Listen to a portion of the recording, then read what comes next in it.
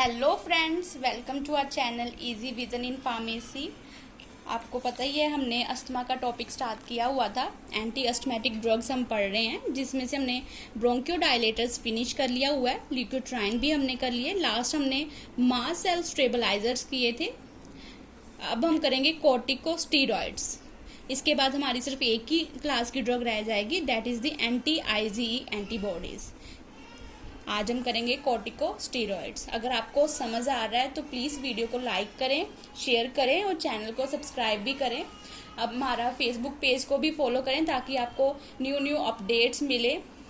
So without wasting time let's start the topic. Our topic is corticosteroids. The corticosteroids are the drug use for the treatment of asthma. जो corticosteroids हैं इसको हम asthma की treatment के लिए use करते हैं। The corticosteroids are either systemic or inhalationals. Fine, या तो ये सिस्टमिक होते हैं या इनहेलेशनल, मीन्स या तो हम ओरली इसको देंगे और ये पूरा रूट फॉलो करने के बाद सिस्टमिक सर्कुलेशन में जाएगा, या इनहेलेशनल मीन्स इसको हम इनहेल करवा देते हैं। फाइन, ये मैंने क्लासिफिकेशन बनाई हुई है कॉर्टिकोस्टेरॉइड की। ये सिस्टमिक हो गए और ये इनहेलेशनल्स हो गए। आप एग्जाम में भी ऐसे ही फ्लो चार्ट यूज कर सकते हो, डायग्राम्स यूज कर सकते हो, थोड़ा अट्रैक्टिव लगता है आपका एग्जाम में।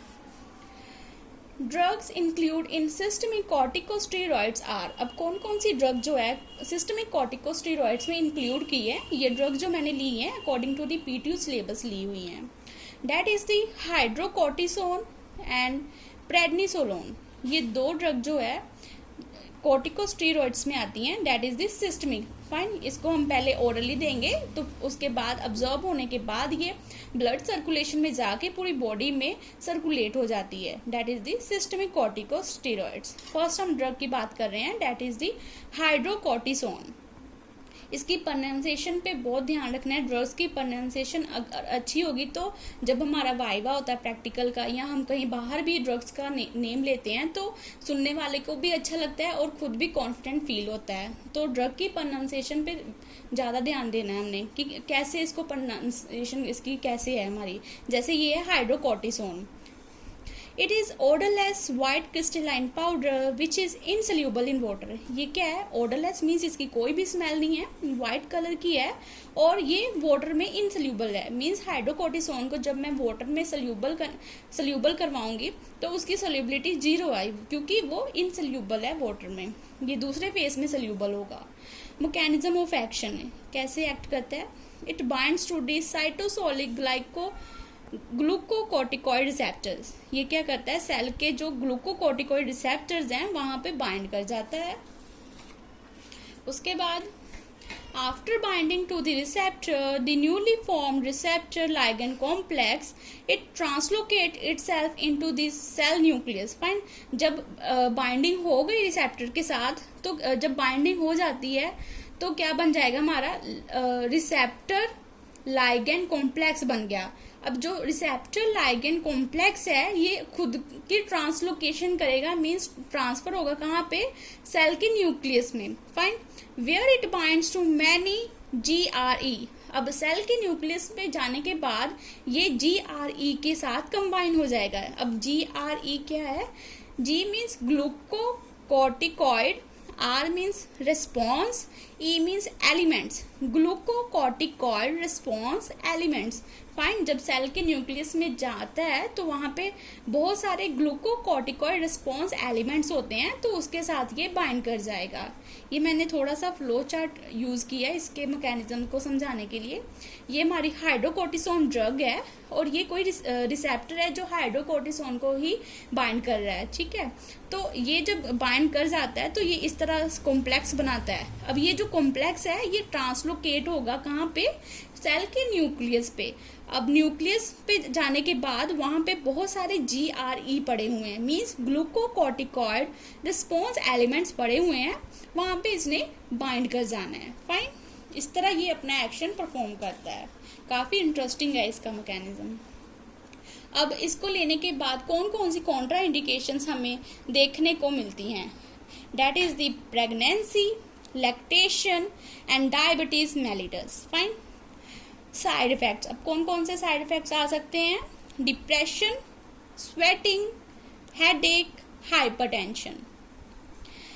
इसके साथ हमारी हाइड्रोकोर्टिसोन कंप्लीट होती है। नेक्स्ट हम बात करते हैं सेकंड ड्रग जो हमारी है प्रेडनिसोलोन। प्रेडनिसोलोन भी जो है हमारी ड्रग इसी में आती है, कॉर्टिकोस्टेरॉइड्स में ही।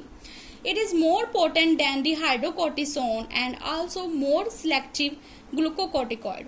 फाइन, ये क्या है मोर पोटेंट मीन्स इसकी अगर हमने जो हमारी फर्स्ट ड्रग है उसकी हमने 2 mg ली है तो जितना हमें एक्शन आ रहा है, तो इसकी हमने अगर 1 mg भी ली है तो 1 ग्राम भी ली है, मिलीग्राम सॉरी, इसकी हमने ग्राम में ली है और इसकी हमने मिलीग्राम में ली है, तो उसके इक्विवेलेंट एक्शन इसको प्रोड्यूस कर सकता है। मीन्स ये ज़्यादा जो है स्ट्रॉन्ग है तो इसकी डोज जो होगी कम होगी। जितनी ज़्यादा पोटेंट ड्रग होती है उसकी डोज हम उतनी ही कम रखते हैं और उसको जब हम उसकी फॉर्मुलेशन करते हैं तो उसके एक्सीपिएंट जो है वो मैक्सिमम यूज़ करते हैं क्योंकि उसको हमने डिल्यूट करना होता है। And also more selective glucocorticoid, और सिलेक्टिव ग्लूकोकॉर्टिकॉइड्स है। मैकेनिज्म ऑफ एक्शन, ये कैसे एक्ट करती है?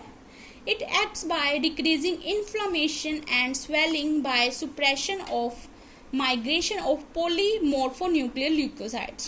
अब ये क्या करता है कि इन्फ्लामेशन को डिक्रीज करेगा और स्वेलिंग, इन्फ्लामेशन और स्वेलिंग सिमिलर सी टर्म है, उसको डिक्रीज करेगा। कैसे करेगा?